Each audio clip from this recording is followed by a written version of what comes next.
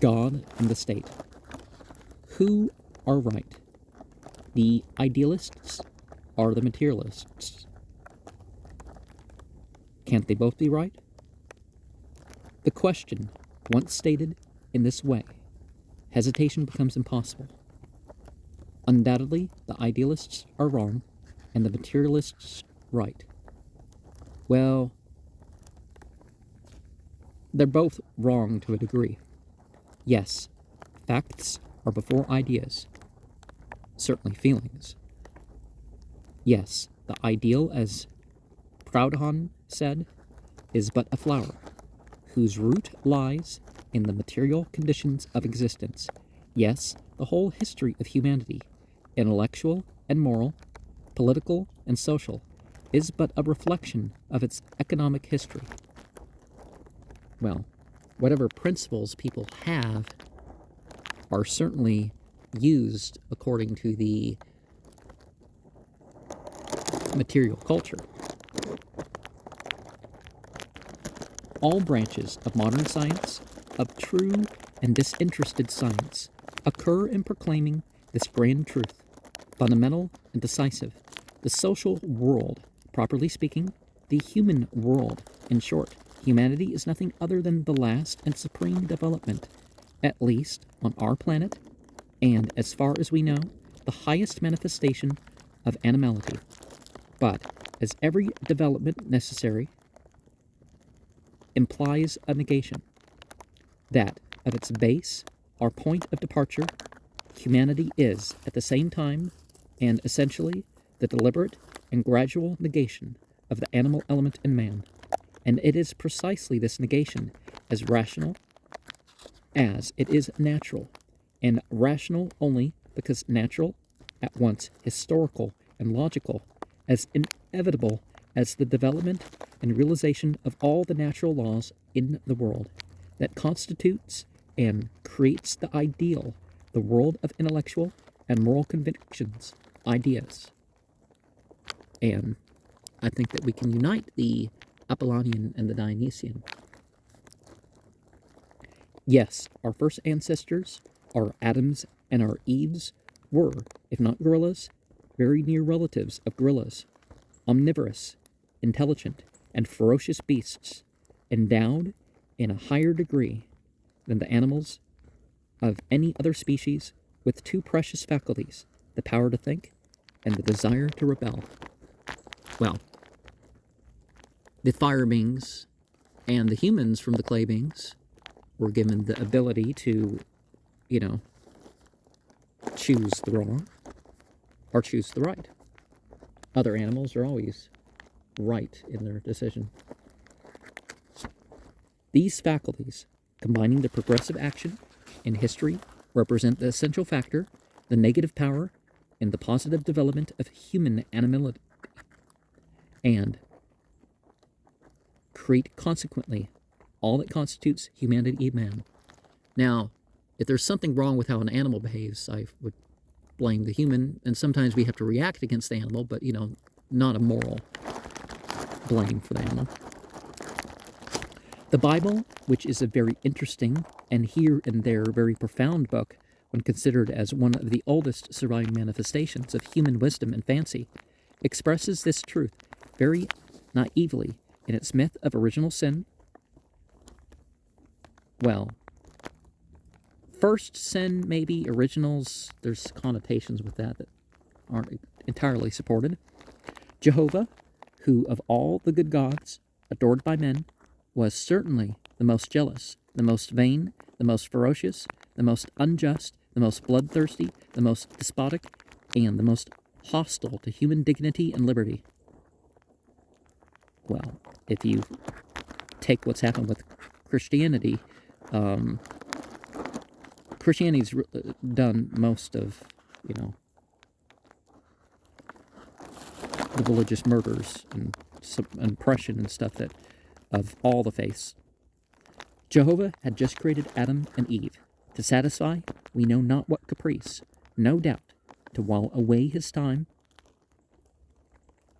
which must weigh heavy on his hands in his eternal egoistic solitude, or that he might have some new slaves, he generously placed at their disposal the whole earth, with all its fruits and animals, and set but a single limit to this complete enjoyment. He expressly forbade them from touching the fruit of the tree of knowledge. Well, the one forbidden thing is super common as far as a origin myth. He wished, therefore, that man, destitute of all understanding of himself, should remain an eternal beast, ever on all fours before the eternal God, his creator and his master. But here steps in Satan, the eternal rebel, the first freethinker, and the emancipator of worlds. He makes man ashamed of his bestial ignorance and obedience. He emancipates him, stamps upon his brow the seal of liberty and humanity, in urging him to disobey and eat the fruit of knowledge. We know what followed. The good God, whose foresight, which is one of the divine faculties, should have warned him of what would happen, flew into a terrible and ridiculous rage. He cursed Satan, man, and the world created by himself, striking himself, so to speak, in his own creation, as children do when they get angry. And, not content with smiting our ancestors themselves, he cursed them in all the generations to come. Innocent of the crime committed by their forefathers, our Catholic and Protestant theologians look upon that as very profound and very just, precisely because it is monstrously iniquitous and absurd. Now, we can say that if it's just for us, it's just for God, or something like that. And we can say that some things for deity are just, but not for us, because there's this wide view and all that. But blaming people who were innocent for what one person did, then remembering that he was not only a God of vengeance and wrath, but also a God of love, after having tormented the existence of a few milliards of poor human beings and condemned them to an eternal hell, he took pity on the rest, and to save them and reconcile his eternal and divine love with his eternal and divine anger, always greedy for victims and blood, he sent into the world as an expiatory victim his only son, that he might be killed by men. Now, Nietzsche addressed this too. It's like, oh, we've killed him because we're sinners and all that stuff. And it's, Now, if an entity really operated like this, that would be its failure, right? That is called the mystery of the redemption, the basis of all Christian religions. Still, if the divine Savior had saved the human world, but no, in the paradise promised by Christ, as we know, such being the formal announcement, the elect will number very few. The rest, the immense majority of the generations present and to come, will burn eternally in hell. In the meantime, to console us, God, ever just, ever good, hands over the earth to the government of the Napoleon IIIs, of the William I's, of the Ferdinands of Austria, and of the Alexanders of all the Russias. Such are the absurd tales that are told and the monstrous doctrines that are taught in the full light of the 19th century in all the public schools of Europe, well, and America too, really, at the express command of the government. They call this civilizing the people. Is it not plain that all these governments are systematic poisoners, interested stupefiers of the masses? It's part of the reason why in the Bible it says not to fight for your country. You've got to find a better reason than that. I have wandered from my subject because anger gets hold of me whenever I think of the base and criminal means which they employ to keep the nations in perpetual slavery. Yeah, nowadays it's not called real slavery, but it's like, the relative freedom and stuff actually has gone down. Undoubtedly, that they may be better able to fleece them. Of what consequence are the crimes of all the Trotmans in the world, compared with this crime of treason against humanity committed daily, in broad day, over the whole surface of the civilized world, by those who dare to call themselves the guardians of and the fathers of the people. I return to the myth of original sin. God admitted that Satan was right. He recognized that the devil did not deceive Adam and Eve in promising them knowledge and liberty as a reward for the act of disobedience which he had induced them to commit. For immediately they had eaten of the forbidden fruit, God himself said, see the Bible, behold, the man is become as one of the gods, to know good and evil. Prevent him, therefore, from eating of the fruit of eternal life, lest he become immortal like ourselves. And it could mean that on a different way than a mere material one. Let us disregard now the fabulous portion of this myth and consider its true meaning, which is very clear. Man has emancipated himself. He has separated himself from animality and constituted himself a man. He has begun his distinctively human history and development by an act of disobedience and science, that is, by rebellion and by thought. Three elements are, if you like, three fundamental principles constitute the essential conditions of all human development, collective or individual in history. 1. Human animality. 2. Thought. And 3. Rebellion. To the first properly responds social and private economy. To the second, science. To the third, liberty. Idealists of all schools, aristocrats and bourgeoisie, theologians and metaphysicians, politicians and moralists, religionists, philosophers, or poets. Now, why can't we just combine all those, right? Or, whoever has some mental or physical skill, they have their own combinations. Not forgetting the liberal economist. Unbounded worshippers of the ideal, as we know, are much offended when told that man, with his magnificent intelligence, his sublime ideas, and his boundless aspirations, is, like all else existing in the world, nothing but matter, only a product of vile matter. We may answer that the matter of which materialists speak, matter spontaneously and eternally mobile, active, productive, matter chemically or organically determined and manifested by the properties or forces, mechanical, physical, animal, and intelligent, which necessarily belong to it, that this matter has nothing in common with the vile matter of the idealists.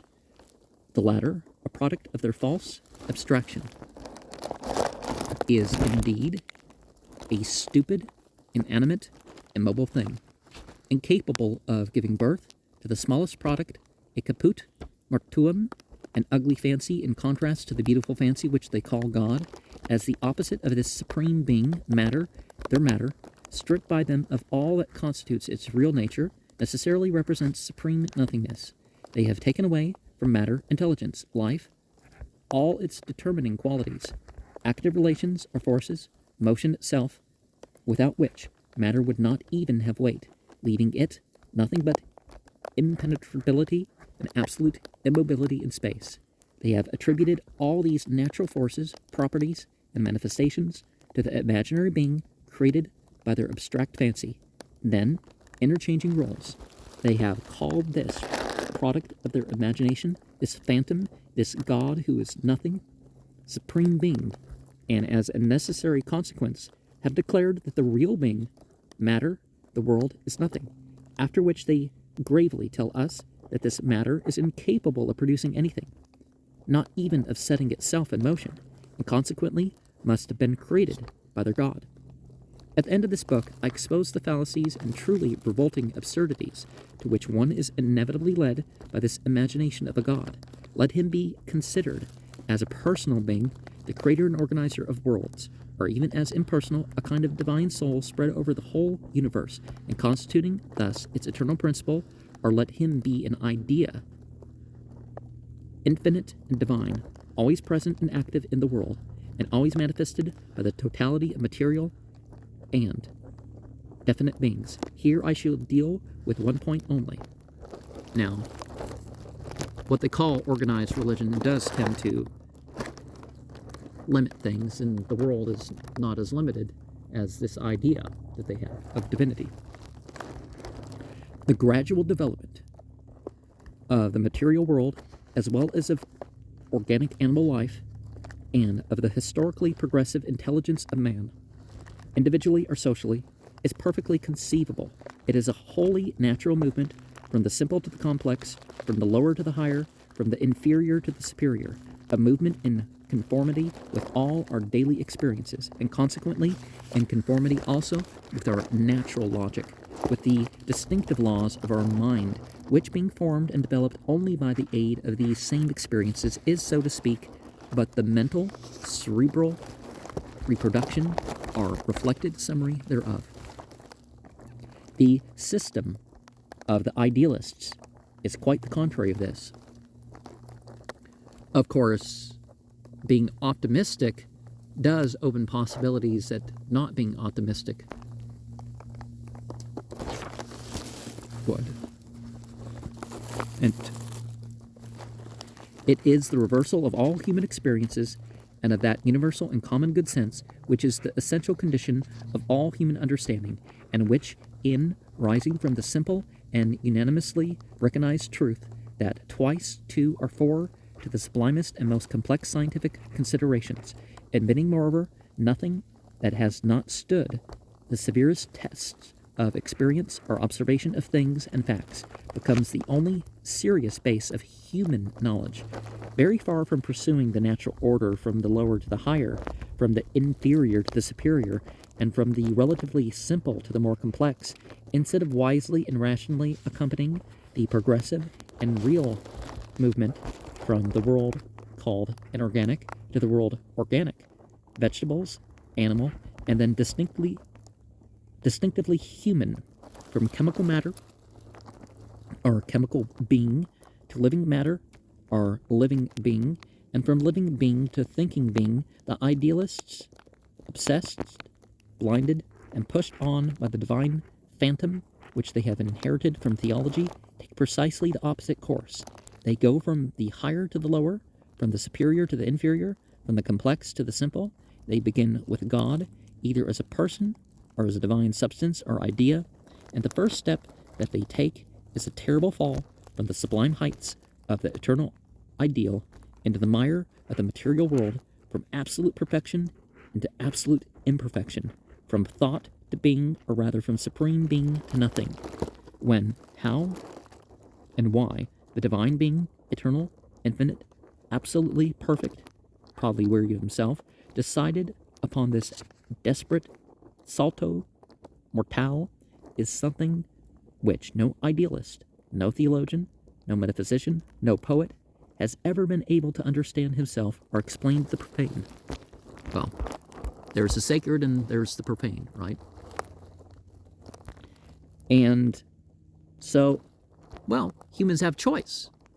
You know, you can't pat someone on the back. You encourage animals, you train animals and all that sort of stuff. But, you know, if humans are supposed to be separate than the other animals, we got to have choices. And some people are going to fail at their choices. All religions, past and present, and all the systems of transcendental philosophy hinge on this unique and iniquitous mystery. And he calls it iniquitous because, as I believe I've proved in the appendix alluded to, this mystery has been and it still continues to be the consecration of all the horrors which have been and are being committed in the world. Now, what they mean, difficulties in life, that if you make the right choices of belief and behavior in them, then you either gain merit or rank or reward or whatever, or you're cleared of demerits, dishonors, punishments that you would have had to endure. I call it unique because all the other theological and metaphysical absurdities which debase the human mind are but its necessary consequences. You know, if these are tearing down humans and stuff like this, then it's not necessary. You know, if you correct people, that's to build them up. But it has to be actual correction, not, just, I want to be right. Yeah, sure, you should want to be right.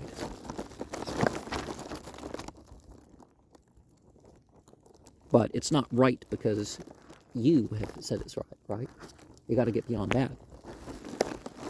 Holy men, inspired lawgivers, prophets, messiahs have searched for it, life, and found only torment and death. Like the ancient Sphinx, it has devoured them because they could not explain it. Great philosophers from Heraclitus and Plato down to Descartes, Spinoza, Leibniz, Kant, Fichte, Schelling, and Hegel, not to mention the Indian philosophers, have written heaps of volumes and built systems as ingenious as sublime, in which they have said, by the way, many beautiful and grand things and discovered immortal truths, but they have left this mystery, the principal object of their transcendental investigations, as unfathomable as before. Because as much as society develops in what it's done with its thoughts and stuff like this, it needs guidance beyond that. The gigantic efforts of the most wonderful geniuses the world has known, and who, one after another, for at least 30 centuries, have undertaken anew this labor of Sisyphus, have resulted only in rendering this mystery still more incomprehensible. While the flaws in what humanity has drawn out in conclusions creates more issues, right? It is to be hoped that it will be unveiled to us by the routine speculations of some pedantic disciple of an artificially warmed-over metaphysics at a time when all living and serious spirits have abandoned that ambiguous science born of compromise, historically explicable, no doubt, between the unreason of faith and sound scientific reason. Well, there's belief, faith, and knowledge. Very little of what's called knowledge is actually knowledge. What people call science tends to be like faith, or belief even, This is passed on like this is the case. Religion sort of operates the same way, that the problems with religion tend to be, because somebody passed on something that wasn't right, and other people took it as the facts. It is evident that this terrible mystery is inexplicable, that is, absurd, because only the absurd admits of no explanation. It is evident that whoever finds it essential to his happiness and life must renounce his reason and return, if he can, to naive, blind, stupid faith, to repeat with Tertullianus and all sincere believers these words, which sum up the very quintessence of theology: credo quia absurdum. Then all discussion ceases, but nothing remains but the triumphant stupidity of faith. But immediately there arises another question. How comes an intelligent and well-informed man ever to feel the need of believing in this mystery? Nothing is more natural than that the belief in God, the Creator, Regulator, Judge, Master, Cursor, Savior, and Benefactor of the world, should still prevail among the people, especially in the rural districts where it is more widespread than among the proletariat of the cities. The people, unfortunately, are still very ignorant, and are kept in ignorance by the systematic efforts of all the governments, who consider this ignorance, not without good reason, as one of the essential conditions of their own power, weighted down by their daily labor, deprived of leisure, of intellectual discourse, of reading, in short, of all the means, and a good portion of the stimulants that develop thought in man. The people generally accept religious traditions without criticism, and in a lump. These traditions surround them from infancy in all the situations of life and artificially sustained in their minds by a multitude of official poisoners of all sorts, priest and layman, are transformed therein into a sort of mental and moral habit, too often more powerful even than their natural good sense. There is another reason which explains and in some sort justifies the absurd beliefs of the people, namely the wretched situation which they find themselves fatally condemned by the economic organization of society in the most civilized countries of Europe. And again, a lot of that is because of people falling for political stuff. But then again, if you're satisfied with having your needs fulfilled, it puts a whole new light on things, you know? It feels totally different. You can probably do more, too. Reduced intellectually and morally, as well as materially, to the minimum of human existence, confined in their life like a prisoner in his prison, without horizon, without outlet, without even a future. If we believe that economists, the people would have the singularly narrow souls and blunted instincts of the bourgeoisie if they did not feel a desire to escape. But of escape, there are but three methods, two chimerical and a third real. The first two are the dram shop and the church. The dram shop. Debauchery of the body or debauchery of the mind. Oh, well. Yeah, I thought it might be a bar or something, you know. The third is social revolution. Hence, I conclude this last will be much more potent than all the theological propagandism of the freethinkers to destroy to their last vestige the religious beliefs and dissolute habits of the people. Beliefs and habits much more immediately connected than is generally supposed. You know, I see today, you know, army insignias and stuff like that as part of church decorations, and the army has to say, you know, we're not supporting this particular church, you know. If they want to recruit for us, whatever, but we're not supporting any other claims, you know.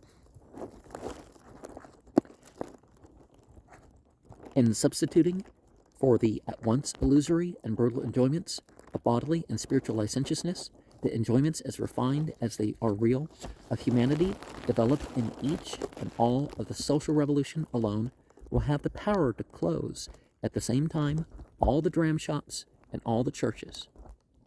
Well, if people feel guilty of their misuse, you know, the horrors and the alcohol and the other drugs, and then they and debasing entertainment otherwise, and you know, then they go to the church. Till then, the people, taken as a whole, will believe, and if they have no reason to believe, they will have at least a right. There is a class of people who, if they do not believe, must at least make a semblance of believing. This class, comprising all the tormentors, all the oppressors, and all the exploiters of humanity, priests, monarchs, statesmen, soldiers, public and private financiers, officials of all sorts, policemen, gendarmes, jailers, and executioners, monopolists, capitalists, tax leeches, contractors and landlords, lawyers, economists, politicians of all shades, down to the smallest vendor of sweetmeats, will all repeat in unison these words of Voltaire. If God did not exist, it would be necessary to invent him. For you understand, the people must have a religion. That is the safety valve. Well, religion is a relationship. And speaking of tax leeches, people talk about the poor or something. It's not the poor.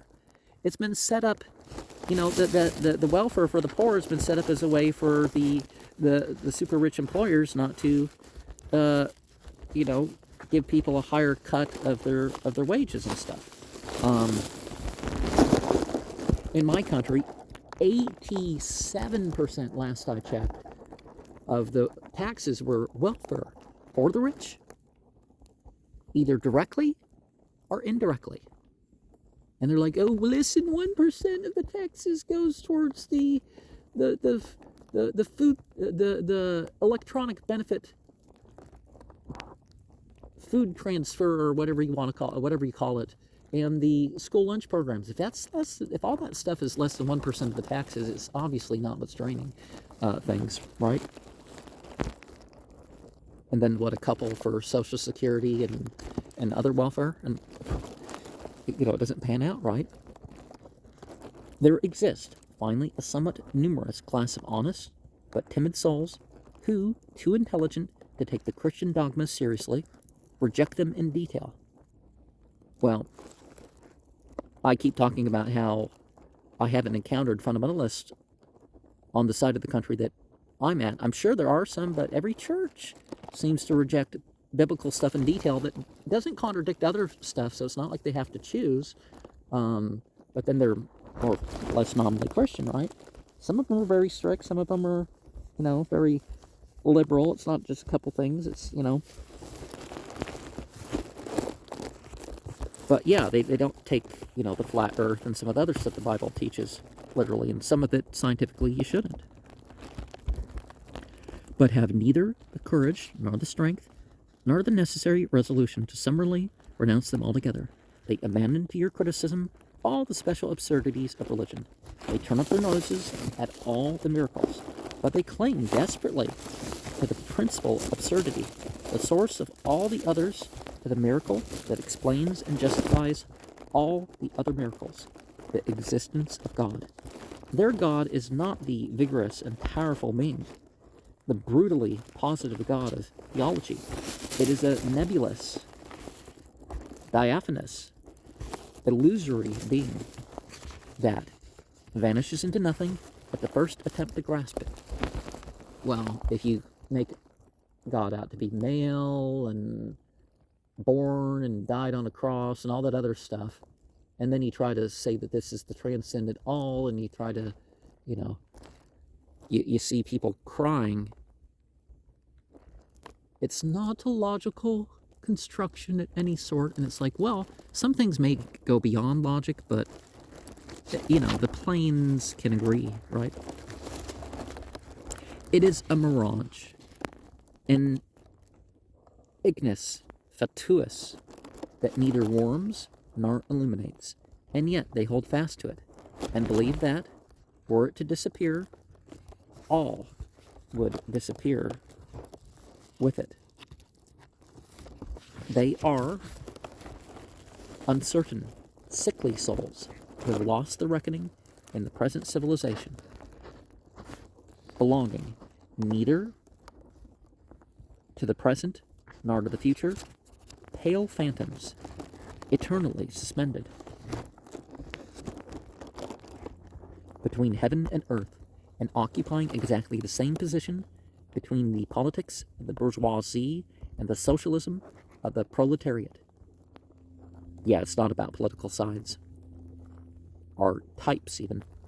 They have neither the power, nor the wish, nor the determination to follow out their thought, and they waste their time and pains in constantly endeavoring to reconcile the irreconcilable.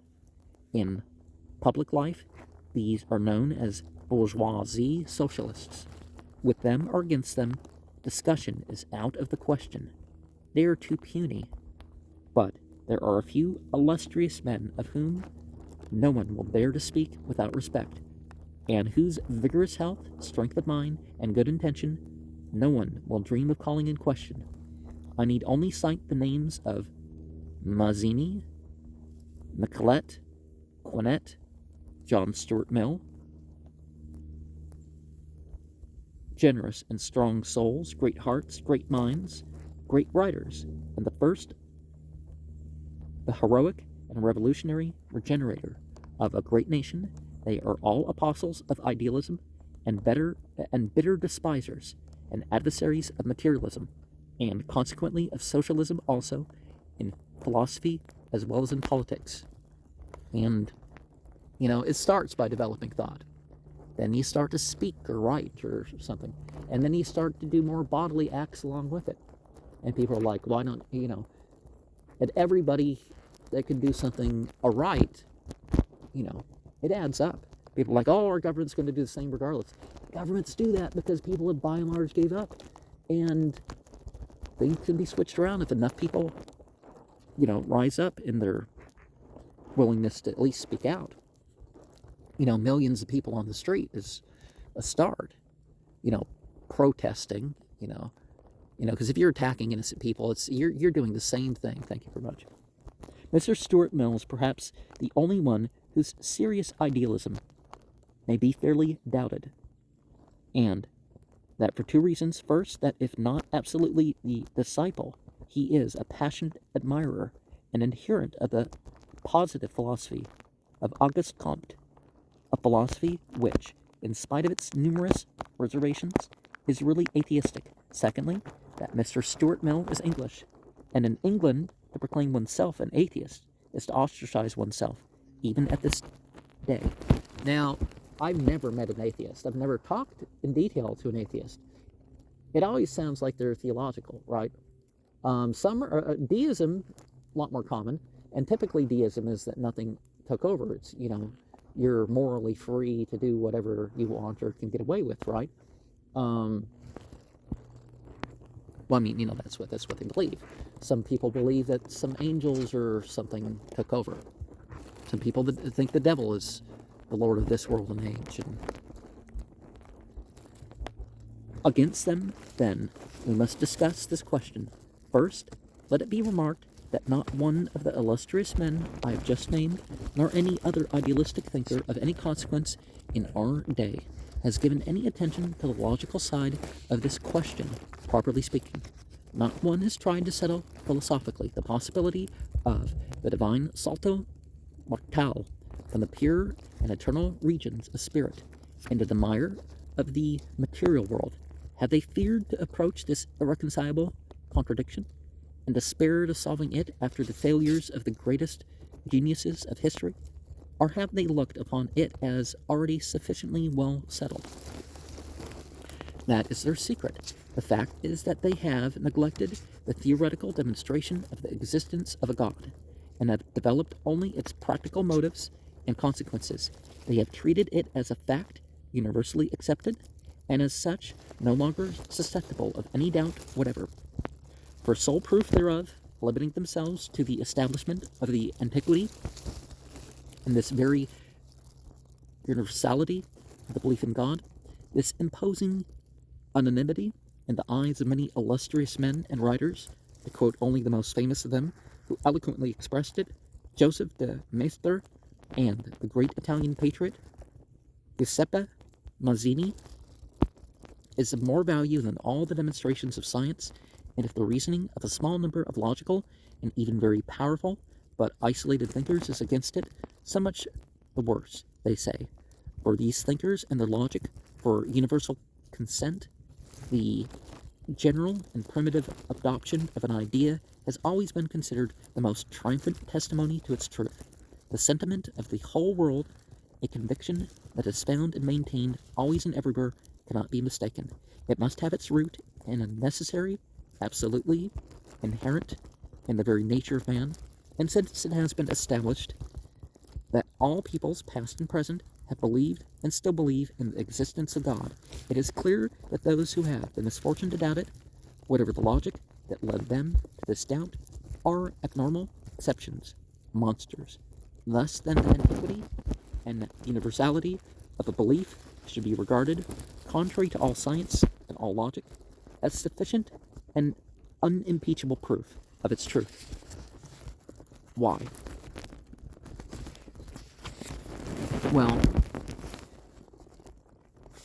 if humans have come up with something,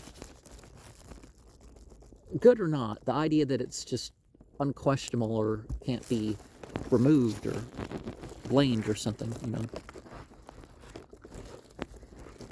it's at least a possibility.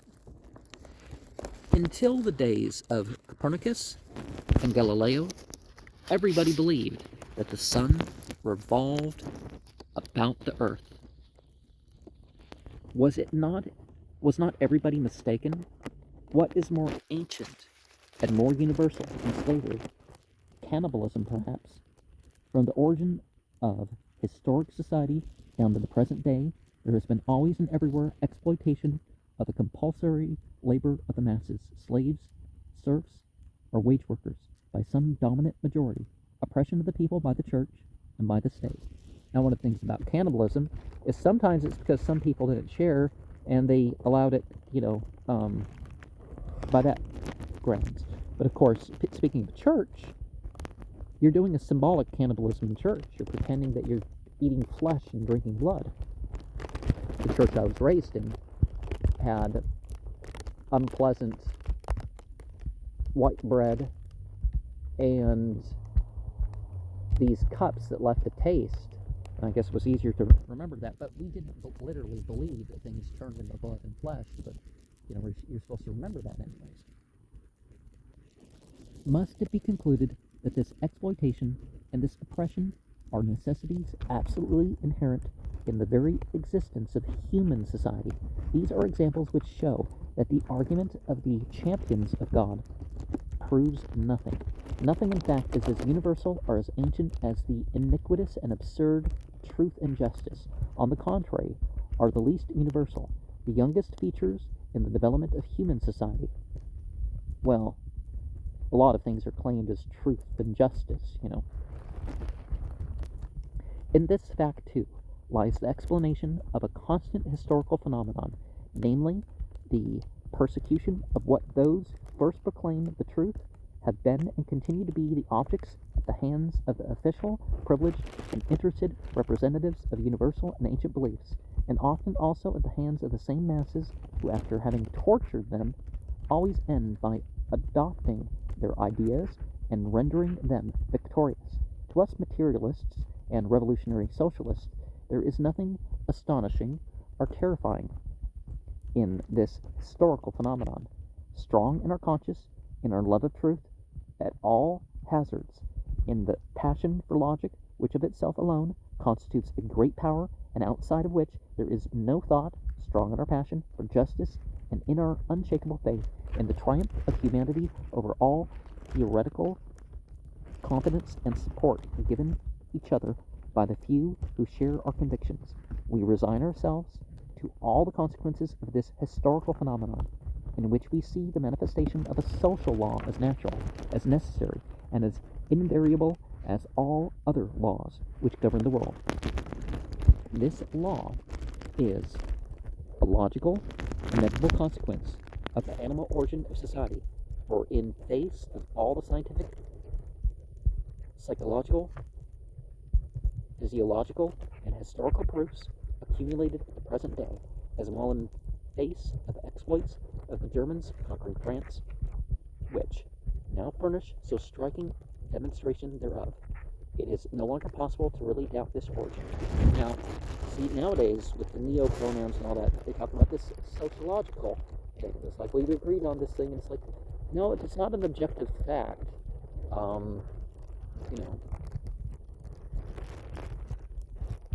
Like the word terrorism. What the world does terrorism mean, right? It's what they use for the people. You can't defend yourself against the following countries, or you're a terrorist. And if you kill children and you are doing this with the approval of the governments of these countries, then you're apparently the good guy. Right? But from this moment that this animal origin of man is accepted, all is explained. History then appears to us as the revolutionary negation, now slow, apathetic, sluggish, now passionate and powerful, of the past. It consists precisely in the progressive negation of the primitive animality of man, by the development of his humanity. Well, I think it gets worse because we're human, so humans are the most savage of creatures. I mean, some of them are, anyway. Man, a wild beast, cousin of the gorilla, well, closer related to chimpanzees than anything else, even the opposite gender, right, has emerged from I mean, a female chimpanzee, a female human is closer. A male chimpanzee, a male human, are closer genetically. Has emerged from the profound darkness of animal instinct into the light of the mind, which explains in a wholly natural way all his past mistakes and partially exalts us for his present errors. He has gone out from animal slavery and passing through divine slavery, a temporary condition between his animality and his humanity. He is now marching on to the conquest and realization of human liberty, whence it results that the antiquity of belief of an idea, far from proving anything in its favor, ought, on the contrary, to lead us to suspect it. For behind us is our animality, and before us our humanity.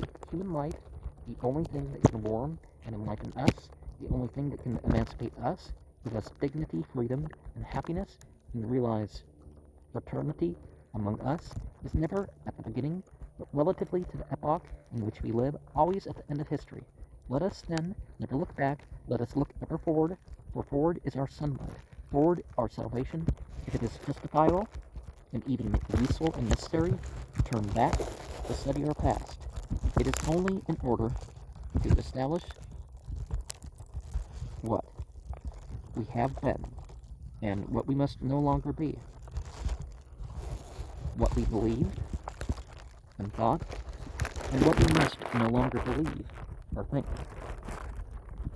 what we have done and what we must do nevermore. So much for antiquity. As for the universality of an error, it proves but one thing: the similarity, if not the perfect identity, of human nature in all ages and under all skies. And since it is established that all peoples, at all periods of their life, have believed and still believe in God, we must simply conclude that the divine idea and outcome of ourselves is an error historically necessary in the development of humanity, and asks why and how it was produced in history, and why an immense majority of the human race still accept it as a truth. Well, we find that as we evoke deity by certain qualities, or what's assumed to be deity, are treated as such, we also evoke ourselves. Most people don't do it as actively as they could. Until we shall account to ourselves for the manner in which the idea of a supernatural or divine world was developed and had to be developed in the historical evolution of the human consciousness, all our scientific conviction of its absurdity will be in vain. And it's not scientific to say that all these people having these experiences that you can't disprove, well, the experiences don't even exist, right?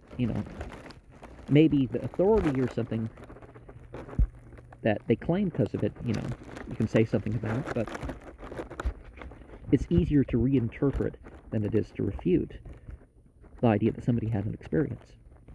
Until then, we shall never succeed in destroying it in the opinion of the majority, because we shall never be able to attack it in the very depths of the human being where it had birth.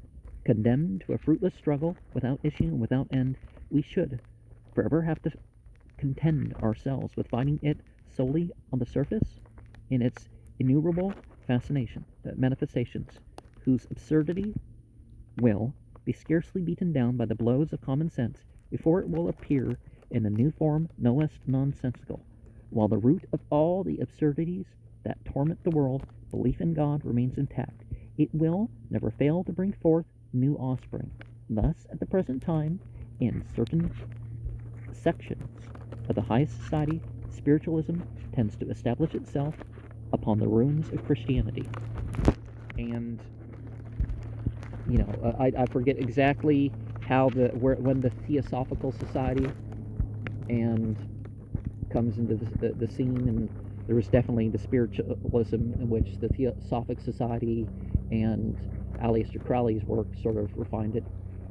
I guess, and Aleister Crowley sort of advanced the thing from the Golden Dawn. And then the New Age thing sprung formally from that. It is not only in the interest of the masses, it is in that of the health of our own minds that we should strive to understand the historical genius, the succession of causes which developed and produced the idea of God in the consciousness of men. In vain we call and believe ourselves atheists until we comprehend these causes, for until then we shall always suffer ourselves to be more or less governed by the clamors of this universal consequence, whose secret we have not discovered.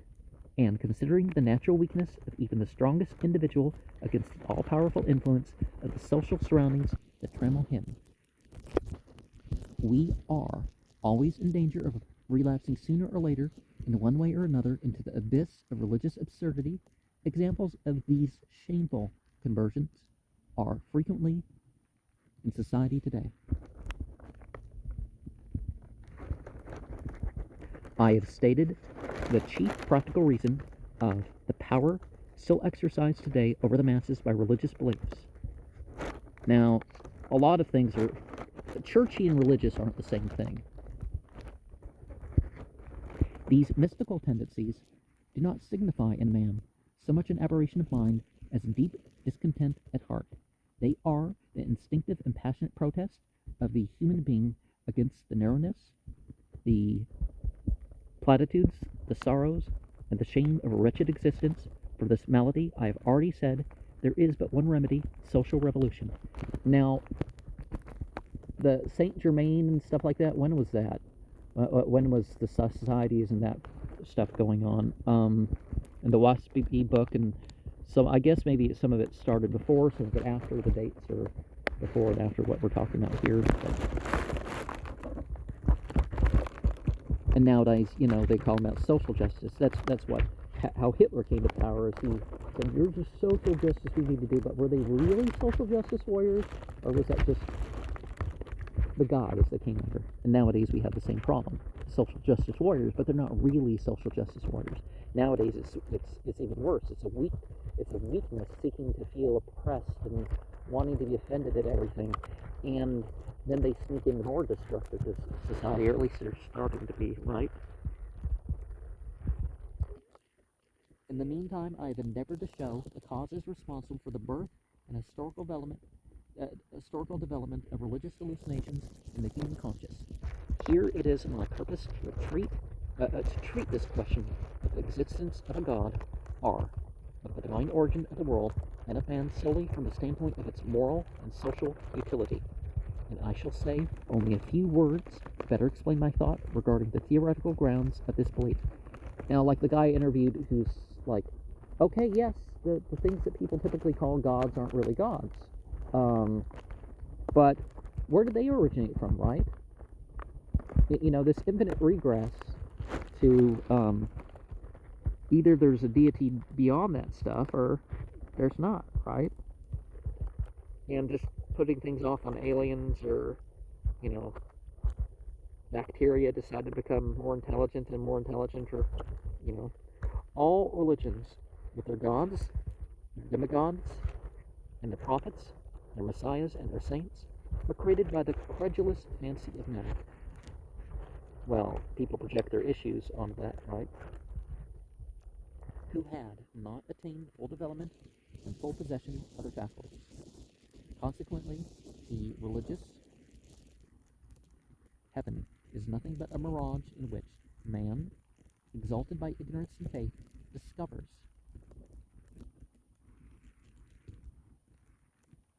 his own image, but enlarged and reversed, that is, divinized. The history of religions, of birth, grandeur, and decline of the gods who have succeeded one another in human belief is nothing, therefore, but the development of the collective intelligence. The consequence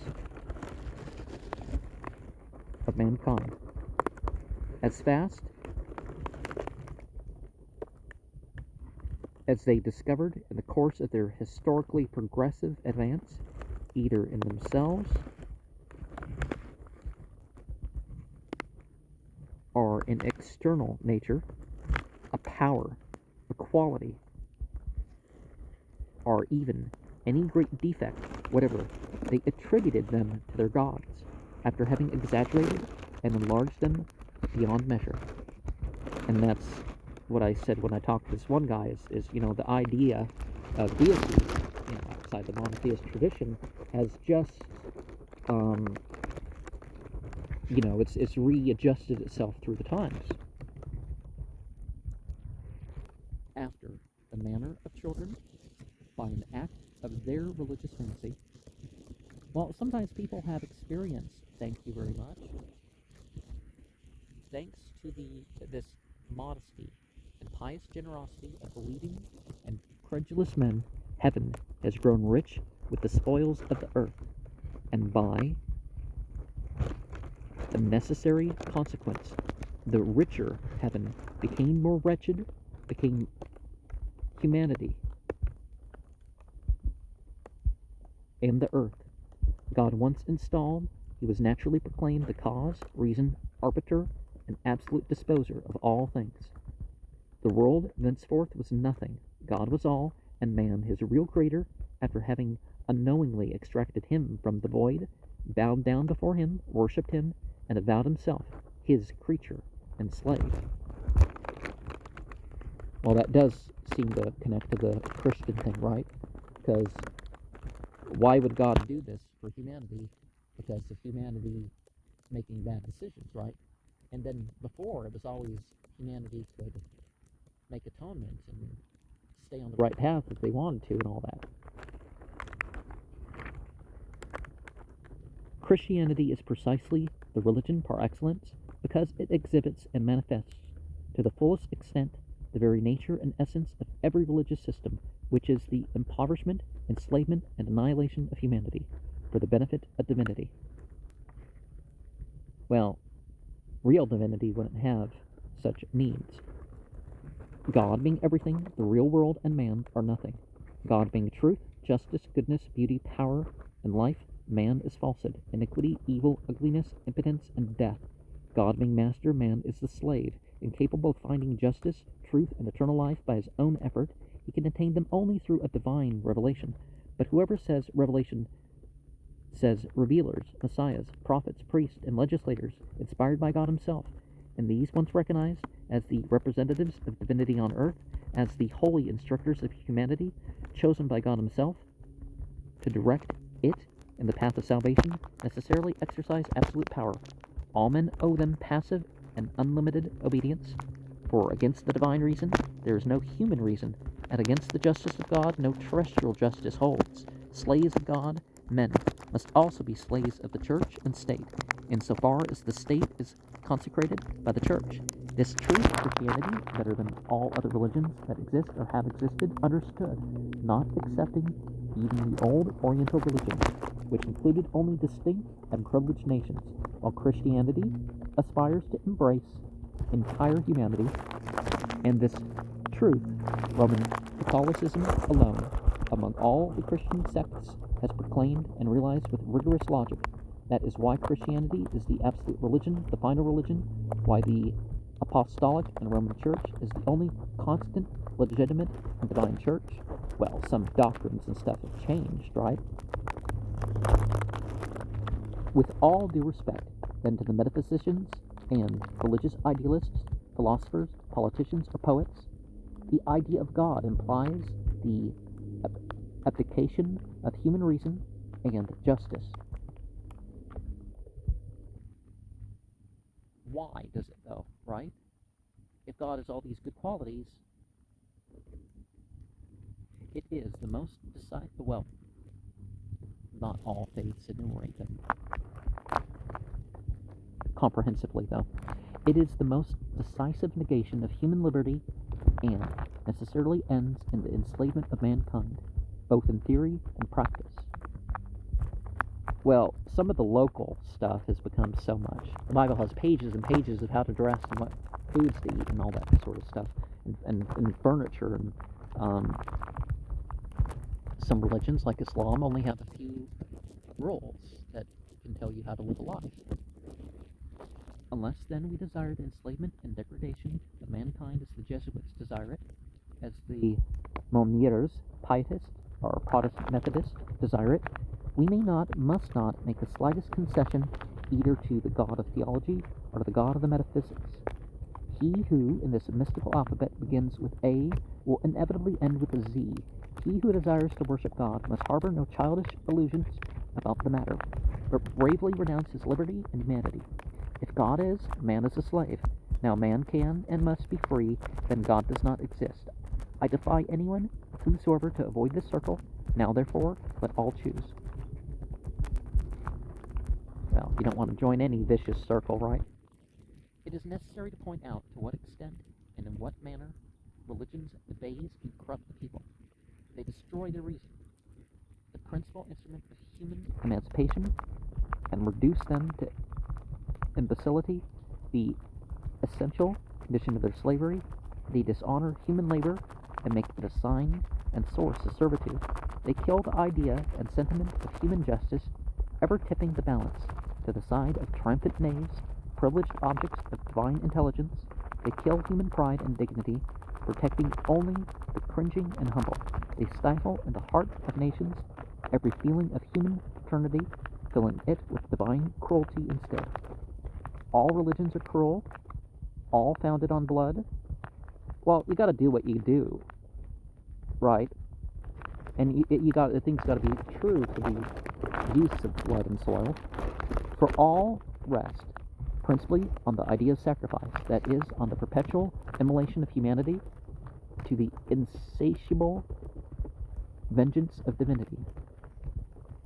And, well, what if it's for ourselves rather than serving, in service, but not some unnecessary deprivation or self-harm or something like some religions claim. In this bloody mystery, man is always the victim, and the priest, a man also, but a man privileged by grace, is the divine executioner. That explains why the priests of all religion, the best, the most humane, the gentlest, almost always have at the bottom of their hearts, and if not in their hearts, in their imaginations, in their minds, and we know the fearful influence of either on the hearts of men, something cruel and sanguinary. Well, if it's deep in us, why do we need to pretend otherwise? Just perhaps dedicate it differently, or operate with different principles or intentions or something.